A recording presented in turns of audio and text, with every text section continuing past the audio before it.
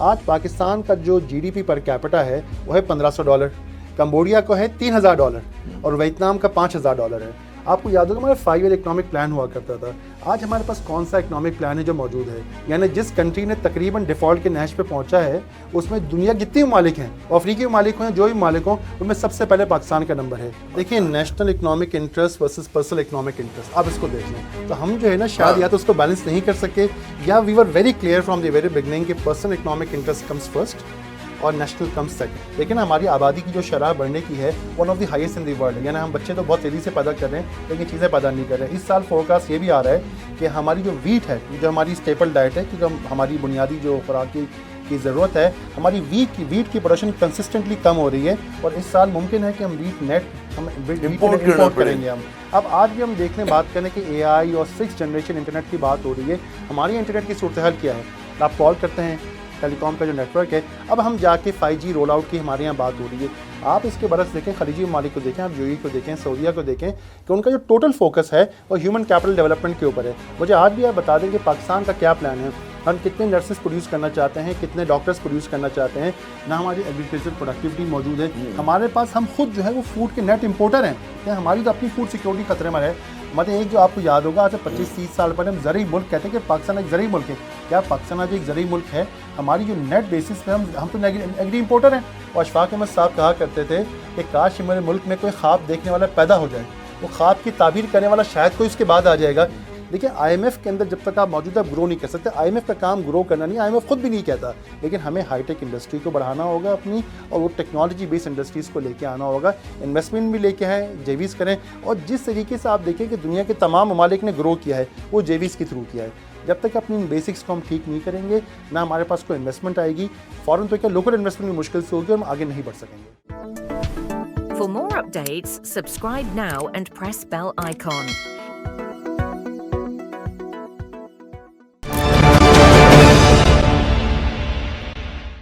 آداب عرض ہے۔ جنگ ایران کے خاتمے اور امریکہ اور ایران کے درمیان سمجھوتے کی کوششوں کی وجہ سے پاکستان جو ایک مرتبہ پھر دنیا بھر میں مرکز نگاہ ہے۔ بیک وقت جو ہے پاکستان کو کئی جو کہتے ہیں بین الاقوامی کھلاڑیوں کا اعتماد حاصل ہے۔ پاکستان کی بات جناب امریکہ میں بھی سنی جا رہی ہے، جو ہے ایران بھی پاکستان پہ اعتماد کرتا ہے۔ اسی طرح پھر آپ دیکھیں کہ عرب دنیا، خصوصاً سعودی عرب کی اگر آپ بات کریں تو وہاں پر بھی پاکستان کی پہنچ اور بہت جو ہے پاکستان کو اعتماد حاصل ہے۔ لیکن یہ پاکستان کی تاریخ میں پہلی مرتبہ نہیں ہوا۔ اس سے پہلے بھی اگر ہم یاد کریں تو کئی ادوار ایسے تھے کہ پاکستان کو اسی قسم کا ایک سینٹرل پوزیشن ملی تھی، چاہے وہ ایوب خان صاحب کا دور ہو، کولڈ وار کا دور ہو، جب بڑا بیر کے ہوائی اڈے سے جو ہے امریکہ کے جاسوسی کے طیارے اڑا کرتے تھے، یا پھر ہم اس کے بعد اگر ہم آگے چل کے بات کریں تو یحییٰ خان صاحب کا دور، کہ جس میں پاکستان نے بڑا کلیدی کردار ادا کیا تھا امریکہ اور چین کے درمیان پہلی مرتبہ رابطہ کروانے میں۔ کسنجر صاحب کا وہ دورہ جو ہے ایک تاریخی اہمیت کا حامل ہے کہ وہ کہتے ہیں نا خاموشی سے خفیہ طریقے سے وہ چین تشریف لے گئے تھے۔ اس کے بعد جنرل ضیاء الحق صاحب کا دور، کہ جب افغان جنگ کی وجہ سے پاکستان جو تھا مغرب کے بہت قریب تھا اور جو مشرق وسطیٰ کی ریاستیں تھیں ان کے بہت قریب تھا۔ پھر مشرف صاحب کا دور آیا، اس میں پاکستان نے جو ہے ایک بڑا کلیدی کردار ادا کیا ایک دہشت گردی کے خلاف لڑائی میں۔ تو غرض پاکستان کی یہ جو ہماری اشرافیہ ہے، ہمارے جو حکمران ہیں، ہماری فوجی اور سول اسٹیبلشمنٹ ہے، پہلی مرتبہ ایسا نہیں ہوا کہ اس کو اتنی زیادہ جو ہے قربت یا اتنا زیادہ جو ہے سینٹرل جو ہے لوگ اس کو دیکھ رہے ہوں۔ کئی بار ایسا ہو چکا ہے، لیکن ایک پھر بڑا اہم سوال ہے کہ اس قربت کی وجہ سے کئی مرتبہ کہتے ہیں نا کہ پاکستان کو ہم دیکھتے ہیں کہ ہماری معیشت بھی ٹھیک ہوئی، لیکن تھوڑے عرصے کے لیے ہوئی۔ ہم پائیدار بنیادوں پر اپنی معیشت کو نہ کھڑا کر سکے، اور نہ ہی جو ایک کہتے ہیں نا کہ جو ہمارے ہر کچھ عرصے کے بعد پھر ہم جو ہے مشکل میں آ جاتے ہیں۔ اس سینٹرل رول کی وجہ سے کچھ ہماری مشکلات میں کمی ہوتی ہے، اس کے بعد پھر ہم مشکل میں آ جاتے ہیں۔ تو آج ہم کچھ اسی اہم موضوع پہ بات کریں گے۔ میرے ساتھ موجود ہیں نعمان عبد المجید صاحب، کسی تعارف کے محتاج نہیں ہیں، ماہر معیشت ہیں، جیو اسٹریٹجک افیئرس کے بہت مطلب ہے گہری نگاہ رکھتے ہیں، اور ان کو جو ہے مڈل ایسٹ مشرق وسطیٰ میں کام کرنے کا ایک وسیع تجربہ ہے، بلکہ آج کل بھی یہ وہیں پہ تعینات ہیں اور پاکستان کے دورے پر ہیں۔ نعمان صاحب بہت شکریہ اپنا قیمتی وقت دینے کا۔ پہلی مرتبہ ہمیں یہ اہمیت نہیں ملی ہے جو آج ہم دیکھتے ہیں کہ فیلڈ مارشل کا ہر جگہ جو ہے مائی فیوریٹ فیلڈ مارشل کہتے ہیں ٹرمپ صاحب، ٹھیک ہے نا، ان کو مطلب ہے، لیکن سے پہلے اور ہمارے کئی جنرلز تھے جو بہت قریب ہوا کرتے تھے۔ کیا وجہ ہے کہ اتنی قربت کے باوجود، اتنا کلاؤڈ لیوریج رکھنے کے باوجود جو ہے پاکستان نے ایک پائیدار طریقے سے، ایک تو رشتے نہیں بنے، امریکہ کے ساتھ ہمارا رومانس ہوتا ہے، پھر جناب ایک کشیدگی آ جاتی ہے, دوریاں آ جاتی ہیں, اور اس کو ہم اپنی اکنامک بینیفٹ میں, معیشت کو بحال کرنے میں, انڈسٹری کو بحال کرنے میں, اس میں ہم استعمال نہیں کر سکے. جناب بسم اللہ الرحمن الرحیم. دیکھیے اس کی بنیادی وجہ تو یہ ہے کہ ہماری اپنی economic policy, long term economic policy ہمارے پاس کبھی موجود نہیں رہی. ابھی آپ نے کہا نا کہ 20 سال کا ایک سائیکل ہوتا ہے, 60s, 80s, 2000s and now 2020s. تو ہر 20 سال میں سے 5 سال ایسے ہوتے ہیں کہ جب ہم جو ہے تقریباً آپ انٹرنیشنل عالمی طاقتوں کا 5 سے 8 سال کر لیں, 5 سے 8 سال کا 5 سے 8 سال 8 سال کا ایسا ایک پیریڈ ہوتا ہے کہ ہم دوبارہ جو ہوتے ہیں ہیرو بنے ہوئے ہوتے ہیں, مرکز نقاب ہوتے ہیں, لوگ کہتے ہیں کہ بتائیے, کہتے ہیں بتا تیری رضا کیا ہے, ہم what can we do for you. جب بہت سے لوگ ایسے بھی ہمیں بتاتے ہیں جو ہمارے پرانے دوست مڈل ایسٹ میں بیسڈ ہیں, کہ جب پاکستان نے 90s میں نیوکلیر بلاسٹ کیے تو بہت ساری جو گورنمنٹس تھیں خلیجی ممالک کی, وہ کہتی تھی tell us what can we do for you, ہم آپ کے لیے کیا کر سکتے ہیں کہ فرسٹ اسلامی ملک ہے یہ نیوکلیر بم بنا لیا. لیکن ہمارے پاس کچھ مانگنے کے لیے, چاہنے کے لیے بھی کچھ موجود نہیں تھا. اس کی وجہ یہ رہی ہے کہ ہمارے پاس کوئی ایسی مربوط حکمت عملی, آپ کو یاد ہوگا ہمارا 5 ایئر اکنامک پلان ہوا کرتا تھا. آج ہمارے پاس کون سا اکنامک پلان ہے جو موجود ہے؟ آپ یہ دیکھیں, اس سے اندازہ کریں کہ ہم 25ویں مرتبہ IMF کے ساتھ کھڑے ہوئے ہیں, جو دنیا کی تاریخ میں جو بیل آؤٹ پروگرامز میں ان میں سب سے زیادہ ہے. یعنی جس کنٹری نے تقریباً ڈیفالٹ کے نہج پہ پہنچا ہے, اس میں دنیا جتنے ممالک ہیں, افریقی ممالک ہوں جو بھی ممالک ہوں, ان میں سب سے پہلے پاکستان کا نمبر ہے. اب یہی وجہ ہے کہ پاکستان کو آپ کمپیئر کریں ان ممالک سے جو کہ فار ایسٹرن کنٹریز ہیں. میں آپ کو دیکھیں 1960s اینڈ 70s کے اندر یہ کچھ جو بچے کچھ جو ایسٹ ایشین کنٹریز سے جو آزاد ہوئے, آپ کمبوڈیا اور ویتنام کی مثال لے لیں مثال کے طور پر. آج پاکستان کا جو GDP پر کیپٹا ہے وہ ہے $1500, کمبوڈیا کو ہے $3000 اور ویتنام کا $5000 ہے. اس کی وجہ یہ تھی کہ یہ جتنے بھی ممالک تھے, انہوں نے اپنی جو پوری فورن پالیسی کو اور اکنامک جو فورن پالیسی کو جو اسٹرکچر کیا, انٹیگریٹڈ تھی, وہ نیشنل اکنامک انٹرسٹ کے آس پاس کیا. آپ دیکھیں نا کہ آپ ایک اپنے مغرب و مشرق دونوں جگہ دیکھ لیں, آپ ساؤتھ ایشیا کو دیکھ لیں, انڈیا اور بنگلہ دیش کو دیکھ لیں. بنگلہ دیش وہ started to be the next Asian economic tiger. India تو ویسی دنیا کی چوتھی بڑی اکانومی ہے. اس کے بعد آپ آسیان کی کنٹریز کو دیکھ لیں, یا دوسری سائڈ پہ خلیجی ممالک کو دیکھ لیں کہ جو خلیجی ممالک ہیں, آپ دیکھیں کہ ان کی بھی جو اکانومی کا جو سینٹرل پلر رہتا ہے, کہ سعودی ہو, UAE ہو یا قطر ہو, کوئی بھی ہو, وہ ہے ان کی اکنامک پالیسی. تو نیشنل اکنامک انٹرسٹ کے آس پاس جو ہے وہ پوری اکنامک پالیسی کو وہ اسٹرکچر کرتے ہیں. آپ نے بڑے دلچسپ بات کی نعمان صاحب. آپ نے کہا کہ ایک زمانہ تھا کہ ہم سے عرب ممالک کے لوگ پوچھتے تھے ہم کیا کر سکتے ہیں آپ کے لیے. میں ایک مرتبہ مفتاح اسماعیل صاحب سے گپ کر رہا تھا. انہوں نے کہا جب مطلب ہم کسی اجلاس میں جاتے ہیں, پاکستانی سائٹ جب جاتی ہے, تو جب گورا مائر سامنے بیٹھتے اس کو تو پتہ ہوتا ہے کہ ہمیں کیا چاہیے, ہمیں نہیں پتہ ہوتا کہ ہمیں کیا چاہیے. ہمارا جو مطلب ہے زیادہ زور ہوتا ہے وہ PR کے اوپر ہوتا ہے, پرسنل ہماری کوئی مطلب ہے قربت ہو جائے, وہ ہماری کوئی تعریف کرنے لگے. تو یہ بڑا مسئلہ ہے کہ آپ کو چاہیے کیا, آپ کا ویژن کیا ہے, آپ کو مانگنا کیا ہے ان کے ساتھ میٹنگ میں بیٹھ کے, کسی کے بھی ساتھ. تو یہ پاکستان کا مسئلہ تو ہوا ہے, اور یہ آج کل زیادہ ہوا ہے, پچھلے 10-20 سال کے اندر زیادہ ہوا ہے. 2008 کے بعد سے میں کہوں گا یہ زیادہ مسئلہ ہوا ہے. دیکھیے national economic interest versus personal economic interest, آپ اس کو دیکھ لیں تو ہم جو ہے نا شاید یا تو اس کو بیلنس نہیں کر سکے, یا we were very clear from the very beginning کہ personal economic interest comes first اور نیشنل کمز سیکنڈ. یہ ہم ہسٹوریکلی بات کریں, آگے کیا ہوگا واللہ تعالی علم, ہمیں تو مستقبل کے حالات کا پتہ نہیں ہے. لیکن بات یہ ہے کہ ہونا یہ چاہیے کہ آپ کی جو پوری فورن پالیسی کا جو نچوڑ ہے وہ آپ کی اکنامک پلاننگ کے آس پاس ہونا چاہیے. دیکھیں بات یہ ہے کہ پاکستان کے بنیادی مقصد کیا ہے, مسئلہ کیا ہے, ڈالر کم ہو جاتے ہیں, ہمارے پاس ڈالر شالر نہیں ہوتے, ہمیں IMF کے پاس جانا پڑتا ہے. 3 پلرز ہیں آپ کی جو ایکسٹرنل اکاؤنٹ کہتے ہیں نا اس کے, وہ 3 پلرز کیا ہیں, آپ کی ریمیٹنسز ہیں, آپ کے ایکسپورٹس ہیں, اور فارن انویسٹمنٹ ہے. آپ یہ تھے کہ ہمارے پاس کیا حکمت عملی ہے کہ ہم تینوں میں سے کسی ایک کو بھی لانگ ٹرم پائیدار بنیادوں پہ بڑھا سکیں.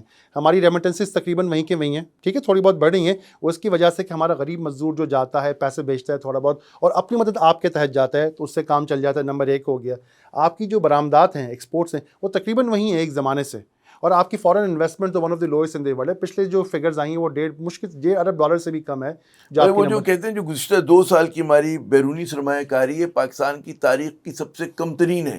جی اور آپ کا جو ایکسپورٹ ہے وہ بالکل پیگ ہوا, تو آپ کا پورا انحصار جو ہے ریمیٹنسز ہمارے وین گارڈ ہے, کہ خدا نہ خاصہ اگر وہ متاثر ہو جاتی ہے نا, ایکسپورٹ میں تو ہمارا اتنا ڈیفیسٹ ہے. دیکھیں ایکسپورٹ سرپلس کہا جاتا ہے اکنامکس کی لینگویج میں, اس چیز کو کہا جاتا ہے کہ آپ کے پاس مال بیچنے کے لیے کچھ ہو. دیکھیں نا ہماری آبادی کی جو شرح بڑھنے کی ہے one of the highest in the world ہے, یعنی ہم بچے تو بہت تیزی سے پیدا کر رہے ہیں لیکن چیزیں پیدا نہیں کر رہے. اس سال فورکاسٹ یہ بھی آ رہا ہے کہ ہماری جو ویٹ ہے, جو ہماری اسٹیپل ڈائٹ ہے, کیونکہ ہماری بنیادی جو خوراک کی ضرورت ہے, ہماری ویٹ کی پروڈکشن کنسسٹنٹلی کم ہو رہی ہے, اور اس سال ممکن ہے کہ ہم ویٹ نیٹ ہم امپورٹ کریں گے. آپ یہ دیکھیں کاٹن جو ہماری جو ایکسپورٹ کی بنیاد تھی. اس کا میں آتا ہوں، پہلے کاٹن پہ آتے ہیں، بعد میں آتے ہیں.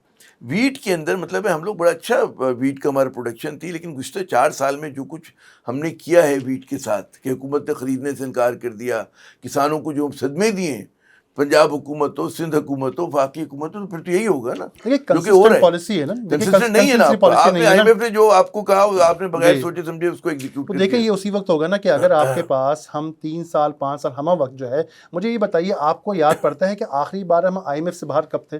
کم سے کم مجھے تو پچھلے 15-20 سالوں میں یاد نہیں رہتا کہ ایسا کوئی وقت گزرا ہو کہ ہم نے کوئی انڈیپینڈنٹ جو ہے آئی ایم ایف سے نکل کے آئی ایم ایف کی کوئی اکنامک پالیسی بنائی ہو. اگر میکسیمم ہم نکلے بھی ہوں گے شاید سال یا 2 سال کے لیے، وہ 2 سالوں میں ہم اتنی مس مینیج کرتے ہیں اکانومی کو کہ ہم دوبارہ جو ہے آئی ایم ایف کے اندر لینڈ کر جاتے ہیں. جب تک آپ یہ دیکھیں کہ 1990 کے اندر جو ہے تقریباً پاکستان اور انڈیا کے اکنامک انڈیکیٹرز برابر تھے.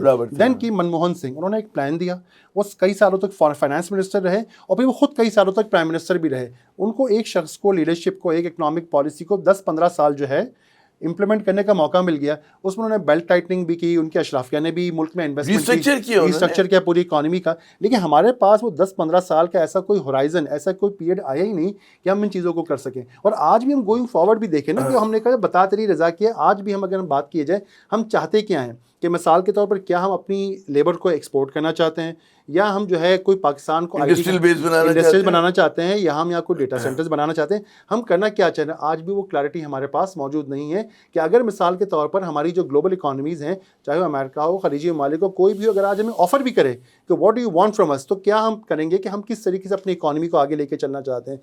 اچھا، آپ نے بڑی اہم بات کی، مطلب ہے جو آپ نے ویٹ کا کہا کہ ویٹ ہم لوگوں کو مطلب ہے ہم لوگ ایکسپورٹ بھی کرنا شروع کر دیا تھا، اب ہم دوبارہ امپورٹ کی طرف جا رہے ہیں، اور وجہ جو ہے غلط پالیسیاں ہیں. ایک اور ہماری بڑی اہم کراپ کاٹن کی، کپاس کی. بھارت اور پاکستان، بالکل پاکستان کی 13 ملین ہوا کرتی تھی 90 میں، 89-90 میں، اور بھارت کی 14 ملین بیلز. اب پاکستان گھٹ کر 5-6 پر آ گیا ہے، اور بھارت جو ہے وہ 35 ملین پہ چلا گیا. تو یہ بھی ہمیں نظر آ رہا ہے. اور خواہش کیا ہے کہ جی جو ہمارا ریسرچ سینٹر ہے ملتان میں، وہاں پہ جم خانہ بن جائے، کاٹن ریسرچ انسٹیٹیوٹ کو ختم کر کے. اور کتنے مہینے ہو گئے کہ کراچی کاٹن ایسوسیشن نے اپنے اسپاٹ ریٹس نہیں دیے کیونکہ ایف آئی اے نے قبضہ کر لیا اس کی بلڈنگ پہ. دیکھیں آپ نے جو عامر بھائی بات کی نا، بیسیکلی ساری بات ہوتی ہے اکنامک پرائیورٹی کی. اگر عوام کی اکنامک پرائیورٹی، عوام کی اکنامک ویل بینگ آپ کی پرائیورٹی ہے، آپ چاہتے ہیں کہ ملک میں براڈ بیسڈ اکنامک ڈیولپمنٹ ہو. دیکھیں ہوتا یہ ہے کہ جب یہ 2008 کا فائنینشیل کرائسس آیا تو بڑی ریسرچ ہوئی اس کے اوپر، امریکہ کے اندر باقی جگہوں پہ بھی. تو سوال یہ پیدا ہوا کہ جو top level G D P numbers ہیں وہ یہ ریفلیکٹ نہیں کرتے کہ عام آدمی کہاں کھڑا ہوا ہے. عام آدمی ہوتا ہے کہ جب براڈ بیسڈ اور انکلوسیو ہیومن ڈیولپمنٹ ہو، ان عام آدمی کے پاس صحت ہو، روزگار ہو، اس کی ڈیولپمنٹ ہو رہی ہو. آپ دیکھیں اگر ہیومن ڈیولپمنٹ انڈیکیٹرز کے پوائنٹ آف ویو سے دیکھیں تو پاکستان کہاں کھڑا ہوا ہے. وجہ یہ ہے کہ ہم نے کیپیسٹی بلڈنگ پہ آج بھی انویسٹمنٹ نہیں کی. دیکھیں 1990s کے اندر آپ نے کاٹن کی جس طرح بات کی نا، آپ کو نمبرز اور پروڈکٹیوٹی دونوں کی ضرورت ہوتی ہے. کیا وجہ تھی کہ انڈیا جو ہے اتنی بڑی اپنی آؤٹ سورسنگ انڈسٹری بنا پایا کہ اس کے پاس بہت بڑی تعداد میں انجینئرز موجود بھی تھے اور ان کی پروڈکٹیوٹی، ان کی کوالٹی بھی موجود تھی. پاکستان جن دنوں بی پی او انڈسٹری اپنے عروج پر بھی تھی، اب تو اے آئی کی وجہ سے اس کا ڈکلائن شروع ہو گیا ہے. تو پاکستان اور انڈین انجینئرز کی اس کی جو چارج آؤٹ ریٹس کہتے ہیں، پر آور ریٹس، اس میں بہت فرق تھا. اس کی وجہ یہ تھی کہ پاکستان کا گلوبل پرسیپشن بھی موجود نہیں تھا. اب آج بھی ہم دیکھ لیں، بات کریں کہ اے آئی اور 6th جنریشن انٹرنیٹ کی بات ہو رہی ہے. ہماری انٹرنیٹ کی صورتحال کیا ہے؟ آپ کال کرتے ہیں، ٹیلی کام کا جو نیٹ ورک ہے، اب ہم جا کے 5G رول آؤٹ کی ہمارے یہاں بات ہو رہی ہے. وہ جو آئی ٹی ریولوشن ہے، کیپیسٹی بلڈنگ، ہم اتنا مس کر دیا، ہم نے مس کر دیا. اور اس کی وجہ سے ہوا یہ کہ جو انڈیا ہے یا باقی ممالک ہیں وہ اپنے انفراسٹرکچر کو بڑھانے میں کامیاب ہو گئے. میں آپ سے یہ سوال کروں کہ آج پاکستان کے اندر جو ہے کون سی ایسی نئی اے آئی کی یونیورسٹی بنی ہے، روبوٹکس کی یونیورسٹی بنی ہے جو آنے والی ٹیکنالوجیز پہ کام کر سکیں؟ آپ اس کے برعکس دیکھیں، خلیجی ممالک کو دیکھیں، آپ UAE کو دیکھیں، سعودیہ کو دیکھیں، کہ ان کا جو ٹوٹل فوکس ہے وہ ہیومن کیپٹل ڈیولپمنٹ کے اوپر ہے. مجھے آج بھی آپ بتا دیں کہ پاکستان کا کیا پلان ہے، ہم کتنے نرسز پروڈیوس کرنا چاہتے ہیں، کتنے ڈاکٹرز پروڈیوس کرنا چاہتے ہیں. آپ کو میں بتاؤں کہ اس وقت ایک رپورٹ کے مطابق دنیا بھر میں اگلے 5 سال سے اگلے 4 سالوں کے اندر جو گلوبل شارٹیج ہوگی ہیومن کیپٹل کی، ٹیکنیکل ورکرز کی، وہ 8.5 کروڑ لوگ ہیں. 85 ملین. یہ یو کے کی فرم کی ریسرچ ہے کہ اگلے چند سالوں کے اندر 85 ملین ورکرز شارٹ ہوں گے ہیومن جو ہائی ٹیک انڈسٹریز کے اندر ہوں گے. تو آپ یہ دیکھیں اگر آپ صحیح ہیومن کیپٹل پروڈیوس کر سکتے ہیں تو دنیا میں کتنی ڈیمانڈ ہے کہ آپ کے لوگ جا کے پروڈیوس. لیکن کیا ہمارے پاس ہماری یونیورسٹیز کی فارم میں وہ انفراسٹرکچر موجود ہے کہ آپ اس ہیومن کیپٹل کو ان کو لوگوں کو تنخواہ نہیں دے پا رہے؟ تو آپ ہمارے دیکھیں نا ٹیچرز استاد رو رہے ہیں کہ بھائی تنخواہ وقت پہ دے دیں. نتیجہ یہ نکلتا ہے کہ اگر آپ کے پاس 5 سال کا کوئی موجود ہی نہیں ہے. دیکھیں ہمارے یہاں ابھی تک کی تقریباً اگر پچھلے 5 یا 7 سالوں کا لیں تو آن این ایوریج سال میں 1 یا 2 آپ کے فائنانس منسٹر چینج ہو جاتے ہیں, کئی پرائم منسٹر ہی چینج ہو گئے. ہم امید کرتے ہیں کہ چلے یہ اگر سیٹ اپ چلتا رہے تو جب تک کنسسٹنسی نہیں ہوگی, اگر پاکستان کے یہ سیٹ اپ تو 4 سال سے چل رہا ہے اور اس نے کوئی ایسے کارہائے نمایاں انجام نہیں دیے, بلکہ بھئی غربت ملک میں بڑھ گئی ہے, سرمایہ کاری کم ہو گئی ہے, جتنے معاشی انڈیکیٹرز ہیں یہ کہتے ہیں کہ ہم استحکام لے کر آئے اس میں اکانومی کے اندر, لیکن عام آدمی کے دل سے پوچھیں قوت خرید 60% کم ہوئی ہے پاکستانیوں کی. تو شہباز شریف صاحب کو دور اول ہو یا دور دوم ہو, وہ تو پاکستانیوں کے لیے بہت ہی برا ثابت ہوا ہے, عام پاکستانی کے لیے. میں لیکن آؤں گا جہاں سے ہم نے گفتگو کا آغاز کیا کہ پاکستان مرکز نگاہ دنیا میں بن جاتا ہے. ہم جو ہے فورن پالیسی میں بڑے جھنڈے گاڑتے ہیں, لیکن اس کو ہم ٹرانسلیٹ نہیں کر پاتے کہ اس کا ہم معاشی فائدہ اٹھائیں اور اپنے ملک کے اندر جو ہے استحکام لے کر آئیں. اس کی کیا وجہ ہے, کہاں پہ غلطی ہو رہی ہے؟ دیکھیں اس کی وجہ یہ ہے کہ ہمارا, جیسا کہ میں نے کہا کہ ہمارا جو ایکسٹرنل اکاؤنٹ ہے, جو اکنامک ایجنڈا ہے ہمارا, ایکسٹرنل فارن اکنامک ایجنڈا, وہ 3 چیزوں پر منحصر ہے. وہ ٹریڈ کے اوپر ہے, آپ کا ہیومن ریسورسز کے اوپر ہے, فارن انویسٹمنٹ کے اوپر ہے. مجھے یہ بتائیے کہ پاکستان میں اگر جو ٹیکسز کی شرح ہے وہ 60% کے آس پاس ہے کارپوریٹ سیکٹر, فارمل سیکٹر کے اوپر. آپ آج بھی اسی فلسفے کے اوپر چل رہے ہیں, ٹیکسنگ دا ٹیکس, کہ جو لوگ ٹیکس نیٹ کے اندر موجود ہیں اس پہ مزید ٹیکس لگا دیا. چھوٹی بیس ہے 5.9, غالباً 2 یا 3% آف آبادی ہے جس کے اوپر جو ہے آپ سارے ٹیکسز لگا رہے ہیں. 5.9 ملین جو ہے وہ ٹیکس پیئرز ہیں. آپ کو جو فارمل سیکٹر ہے وہ غالباً 64% تک جو ہے وہ ٹیکس پے کر رہا ہوتا ہے. ایسی صورتحال میں آپ یہ بتائیے کہ مجھے کہ دنیا میں کون سا بندہ آ کے اور آپ کے ملک کے اندر جو ہے وہ لگائے گا. دیکھیں کسی زمانے میں ہمارا پریمائز تھا کہ ہمارے پاس چونکہ چیپ لیبر موجود ہے اور ہمارے پاس زمین بڑی موجود ہے اور ایگریکلچر لینڈ بڑی موجود ہے, یہ سارے پریمائز ختم ہو گئے. نہ ہمارے پاس ایکسٹرا لینڈ بچی ہے, نہ ہماری ایگریکلچر پروڈکٹیوٹی موجود ہے. ہمارے پاس ہم خود جو ہے وہ فوڈ کے نیٹ امپورٹر ہیں.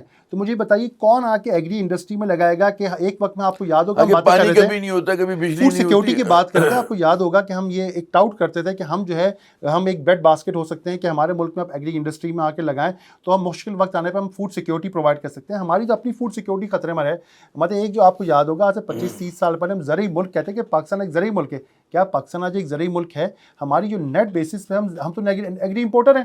صرف چاول کے علاوہ کون سی ایسی میجر کپاس ہے؟ دالیں ہم منگاتے ہیں. آپ نے ایڈیبل آئل ہم منگاتے ہیں. کاٹن کو آپ نے یوں تباہ کیا کہ آپ نے شوگر انڈسٹری جو پولیٹیکل انڈسٹری ہے, جی مطلب بطور رشوت دیے جاتے ہیں, آپ نے ملز لگانے کی اجازت جو اس نے آپ کی کاٹن کو تباہ کر دیا. آپ مجھے بتائیں کون سی ایسی ایگری پروڈیوس ہے جو آج ہم چاول کے علاوہ جسے ہم ایکسپورٹ کرنے کی پوزیشن, ہم سب کے سب امپورٹ کرتے ہیں. دالیں آپ منگا رہے ہیں, دالیں ہیں, ایڈیبل آئل ہے, ساری چیزیں آپ ہیں. تو مجھے بتائیے نا کہ اگر ایک ایک چیز ہے, اگر آپ جو خلیجی ممالک کو دیکھیں, باقی ممالک کو دیکھیں, انہوں نے ایک ایک انڈسٹری کے اوپر کام کیا ہے کہ آج اگر ہم یہاں کھڑے ہوئے ہیں تو اگلے 5 سالوں بعد ہم کہاں کھڑے ہوں گے. یہ چیز ہمارے پاس وہ 5 سالوں والا, آپ نے کسی جو موجودہ گورنمنٹ کی بات کی, میں یہ کہتا ہوں کہ اگر آپ ایک 5 سال کا اکنامک ویژن دے دیں.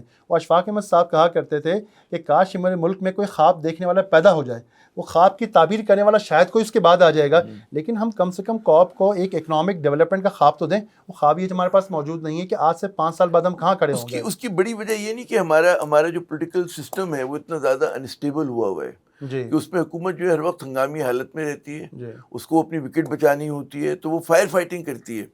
اور بہت سارے, جیسے ابھی یہ رجیم بھی ہے, یہ حکومت جو ہے اس میں بہت سارے پاکستانی سمجھتے ہیں کہ جی یہ ایک لیجیٹمیٹ گورنمنٹ نہیں ہے, یہ صحیح طرح سے الیکشن جیت کے نہیں آئی. تو یہ اس وجہ سے بھی مطلب ایک مسئلہ رہا ہے. میں اس سے بڑی وجہ میں سمجھتا ہوں وہ یہ ہے کہ آپ دیکھیں پچھلی جو کئی گورنمنٹس ہماری آئی ہیں اس کے پہلے 2 یا 3 سال اکثر و بیشتر IMF کے ساتھ نکل جاتے ہیں. تو ہوتا یہ ہے کہ پچھلی گورنمنٹ IMF سے ایک معاہدہ کیا ہوا ہوتا ہے, تو جب بھی کوئی نئی گورنمنٹ آتی ہے تو 2 یا 3 سال جو ہے وہ IMF کے ساتھ نکال دیتی ہے. تو اگر ہم 5 سال کا پورا دیکھیں, اسمبلی دیکھیں, وزیر اعظم چینج اور اسمبلیاں تو بسا ہوकर چلی جاتی ہیں اکثر و بیشتر 5 سال تک, 2-3 الیکشن, تو آخری جو 2 سال ہوتے ہیں نا اس کے اندر گورنمنٹ کے پرفارمنس پریشر کریٹ ہو جاتا ہے.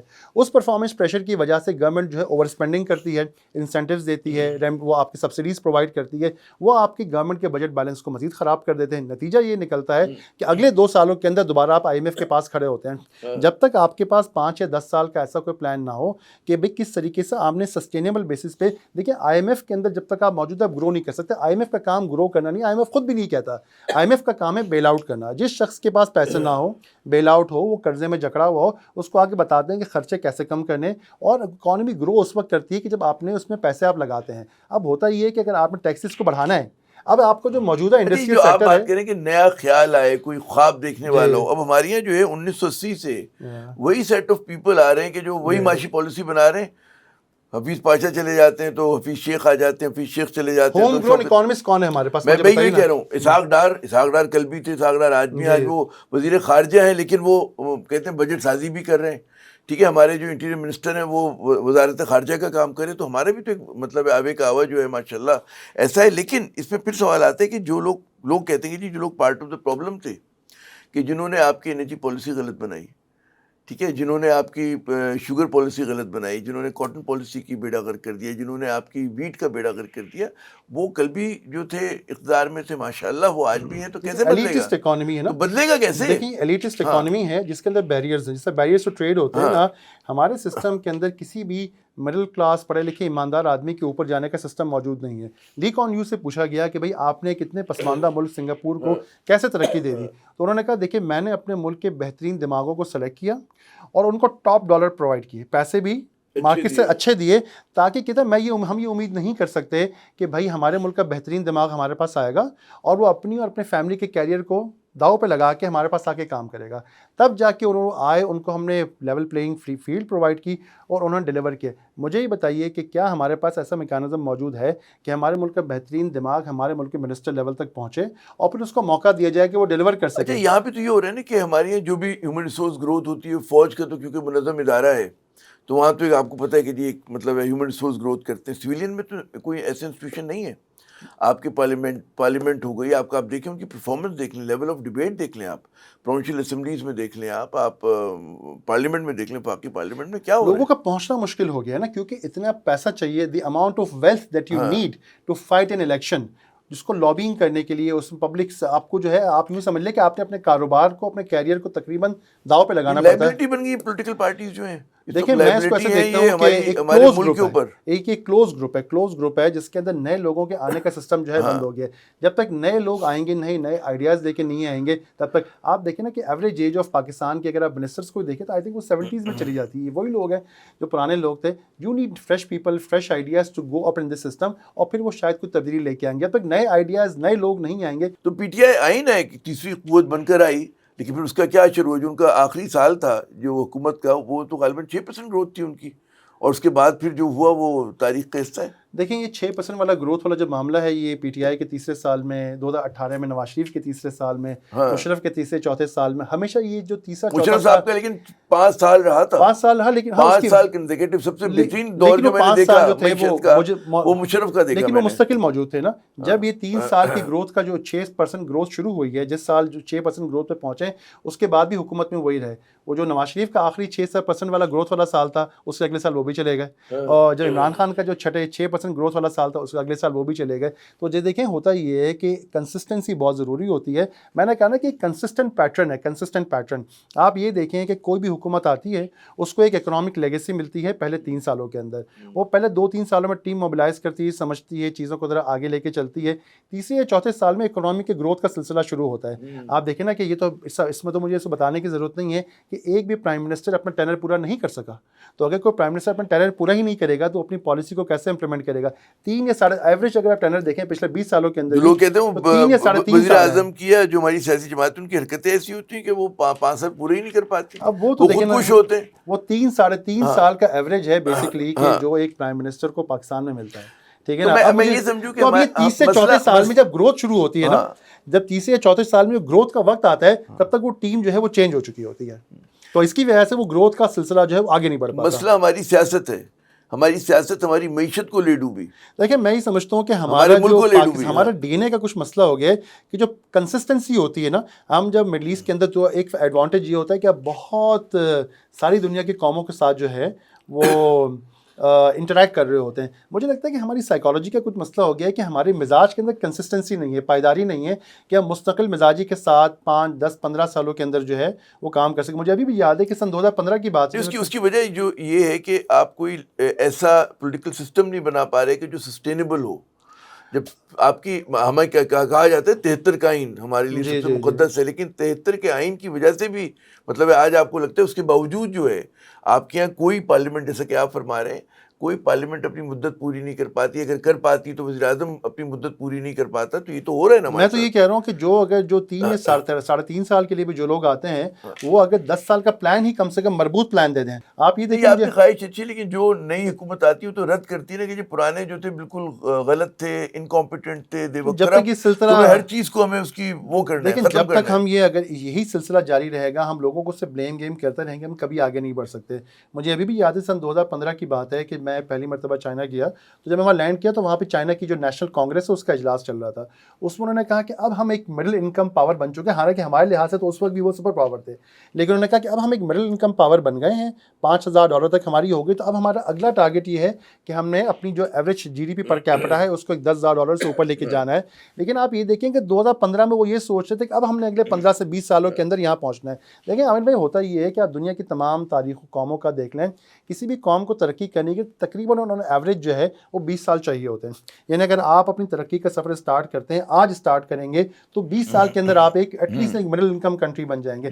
جیسے کہ میں نے کہا کہ $1,500 ہمارا GDP ہے, ایک مڈل انکم بننے کے لیے $4,000 سے $5,000, یعنی اگر آپ نے 1500 سے 3 گنا اپنے لوگوں کی ایوریج جو خوشحالی کو بڑھانا ہے تو کم سے کم 15 سے 20 سال کا عرصہ چاہیے. لیکن وہ 15 سے 20 سال اس دن کے بعد ہوں گے جس دن آپ کے پاس کوئی مربوط حکمت عملی ہوگی اور وہ آج کی تاریخ میں ہوگی, تب جا کے آپ آگے چل سکیں گے. اور اس کے لیے ظاہر ہے کہ پولیٹیکل اسٹیبلٹی, سیاسی استحکام پہلی شرط ہے, جو ہماری نہیں آ رہا بدقسمتی, وہ بھی نہیں آ رہا اور کیپیسٹی نہیں ہے. اور دوسرا جو مسئلہ آپ نے خود نہیں کہا کہ نیچے سے اوپر لوگ نہیں آ رہے, فریش آئیڈیاز, وہ لوگ جن کے پاس دیکھیں نا, اگر ایک شخص 70s یا 80s کے اندر ہے تو اس کے پاس کھیلنے کا وقت کم ہے. جب وہ لوگ پہنچیں گے اوپر جو 40s میں ہوں گے, 30s میں ہوں گے یا 50s میں ہوں گے, تو ایٹ لیسٹ وہ 15 یا 20 سال کے اندر دیکھ سکتے ہیں ان کے پاس نئے آئیڈیاز ہوتے ہیں, ایکسپوجر ہوتا ہے ٹیکنالوجی کی دنیا میں کیا ہو رہا ہے. اب جو ہم کھڑے ہیں, آپ کیا ایکسپیکٹ کرتے ہیں پاکستان کی کیا سمت ہے؟ مطلب ٹھیک ہے ہم لوگوں نے پھر ایک بار اپنے جھنڈے گاڑ دیے مطلب بین الاقوامی سطح کے اوپر, اب پاکستان کو کیا کرنا چاہیے, کیپٹلائز کیا کریں کہ امریکہ سے ہمارے اچھے تعلقات ہیں, عرب ممالک سے, کیا ان سے التجا کی جائے کہ بھئی آپ ہماری کیا مدد کریں گے؟ دیکھیں میں تو اس کو کہوں گا کہ بھائی ٹیکنالوجی انویسٹمنٹ کے علاوہ ہمارے پاس کوئی چارہ کار نہیں ہے. آپ اپنی کیپیسٹی بلڈنگ کریں, نئی یونیورسٹیز بنائیں, بڑے پیمانے پہ اپنی ہیومن ریسورس کو ڈیولپ کریں. بڑے پیمانے پر ہمارے پاس جو آبادی کی جو بڑھنے کی تناسب ہے اور ساتھ ہی ساتھ جو آبادی کا ہمارا جو کوالٹی آف ایجوکیشن ہے, اگر اسی طرح ہم بچے پیدا کرتے رہے اور ان کو تعلیم نہ دے سکے تو it will be a demographic disaster dividend کی بجائے. ویسے بھی ہم لوگ تقریباً ڈیموگرافک ڈیزاسٹر ہی ہیں. ہم نے جس چیز پہ کرنا ہوگا, ہم نے بڑے پیمانے پر ایجوکیشن میں ہیومن کیپٹل کے اندر جو ہے وہ انویسٹمنٹ کو موبلائز کرنا ہوگا. دیکھیے جیسے کہ میں نے کہا کہ آپ دنیا کے تمام خطوں کو دیکھیے, وہ تمام تقریباً جو ترقی یافتہ ممالک ہیں اس کے اندر ان کے پاس جو ہے وہ اسکل لیبر کی شارٹیج ہے. تمام کو دیکھ لیں, آپ کورینس کو دیکھ لیں, آپ فار ایسٹرن کو دیکھ لیں, آپ جاپنیز کو دیکھ لیں, حتیٰ کہ چائنا نے بھی اپنے کچھ ایسے اکنامک زون بنائے ہیں جہاں پہ وہ انٹرنیشنل لیبر کو لے کے آنا چاہتے ہیں. آپ گلف ممالک کو دیکھیں, they have a very clear policy کہ وہ ہیومن کیپٹل کو اٹریکٹ کرنا چاہتے ہیں. ہم جب تک اپنے ہیومن کیپٹل کو ڈیولپ نہیں کریں گے, انویسٹمنٹ نہیں کریں گے, ہمیں کم سے کم 5 ملین لوگ ایسے پروڈیوس کرنے ہوں گے جو آج کی گلوبل انڈسٹری کی ریکوائرمنٹ کے مطابق ہو. وہ جب آپ کریں گے, اس کے اندر انویسٹمنٹ موبلائز کریں گے, تو کیا ہوگا کہ اگلے 4-5 سالوں کے اندر آپ کے پاس ریمیٹنسز بھی بڑھے گی, آپ کی ٹیکنالوجی ایکسپورٹس بڑھیں گی, ساری چیزیں بڑھیں گی. کیونکہ مسئلہ یہ جو مجھے گوئنگ فارورڈ نظر آ رہا ہے کہ ایگریکلچر, یہ ایگری بیس انڈسٹریز جو ہیں, ہمارے پاس پوٹینشیل ہی نہیں ہوگا کہ اس کو ہم بڑھا سکیں. تو ہمارے پاس اس وقت اگر کوئی چیز موجود ہے وہ ہے امپورٹ سبسٹیوشن. وہ بھی کن چیزوں کے اندر, کسی حد تک ایگری کے اندر, لیکن چونکہ زمین کا مسئلہ ہے تو ایگری کی ظاہر ہے کہ پروڈکٹیوٹی ایک دن میں نہیں بڑھائی جا سکتی. لیکن ہمیں ہائی ٹیک انڈسٹری کو بڑھانا ہوگا اپنی, اور وہ ٹیکنالوجی بیس انڈسٹریز کو لے کے آنا ہوگا. انویسٹمنٹ بھی لے کے آئیں, جیویز کریں, اور جس طریقے سے آپ دیکھیں کہ دنیا کے تمام ممالک نے گرو کیا ہے وہ جیویز کے تھرو کیا ہے. آپ دیکھتے ہیں کہ مثال کے طور پر انڈیا نے امریکہ کے ساتھ مل کے کام کیا، ہم خلیجی ممالک کے ساتھ مل کے کام کر سکتے ہیں، بہت سارے فار ایسٹرن کنٹریز ہیں، چائنا ہے جن کے ساتھ مل کے کام کر سکتے ہیں، لیکن جب تک اپنی ہیومن کیپٹل کے اندر اور ہائی ٹیک انڈسٹریز کے اندر ہم اپنے جو ہے معاملات کو بڑھائیں گے نہیں، ٹھیک نہیں کریں گے، اور ساتھ ہی ساتھ جو دوسرا کام کرنا ہوگا وہ بڑا امپورٹنٹ ہے کہ آپ کا جو مین اکنامک ہب ہے کراچی، اس کے انفراسٹرکچر کو ٹھیک کیا جائے۔ آپ دیکھ سکتے ہیں کراچی کی صورتحال کیا ہے، جس قسم کا انٹرنیٹ ہے، جس قسم کی سڑکیں ہیں، جس قسم کی ساری چیزیں ہیں، کون انٹرنیشنل انویسٹر جو ہے آ کے کرے گا؟ دیکھیں ایک چیز سمجھنے کی ضرورت ہے، دنیا میں انویسٹمنٹ کے لیے کمپٹیشن بہت بڑھ گیا ہے۔ اگر ہمیں لگتا ہے کہ ہم آٹومیٹکلی لوگ ہمارے پاس آئیں گے، آٹومیٹکلی کوئی بھی نہیں آئے گا۔ آپ جیو پولیٹیکلی کتنے ہی امپورٹنٹ ہے، لیکن جیو پالیٹکس اپنی جگہ ہے، لیکن اکنامکس چلتی ہے وائبلٹی اور فیزیبلٹی کے اوپر۔ اگر آپ کے پاس فیزیبل پروجیکٹس موجود نہیں ہے، اکنامک پالیسی ٹھیک نہیں ہے، اور دیکھیں اس وقت گورنمنٹ کو بھی پتہ ہے اس بات کا کہ ہمارے جو انٹرسٹ ریٹس ہیں، ہمارے جو ٹیکسیشن کے ریٹس ہیں، بس ہمارے یہاں جو دیگر معاملات ہیں، ہمارے پاس ایک انٹرنیشنل انویسٹر کے لیے کمرشلی فیزیبل نہیں ہے کہ آگے پاکستان میں کام کر سکے۔ جب تک اپنی ان بیسکس کو ہم ٹھیک نہیں کریں گے، نہ ہمارے پاس کوئی انویسٹمنٹ آئے گی، فوراً تو کیا لوکل انویسٹمنٹ بھی مشکل سے ہوگی، اور ہم آگے نہیں بڑھ سکیں گے۔ میرے خیال میں آپ نے پنچ لائن دے دی نعمان صاحب، بہت شکریہ آپ کے قیمتی وقت کا۔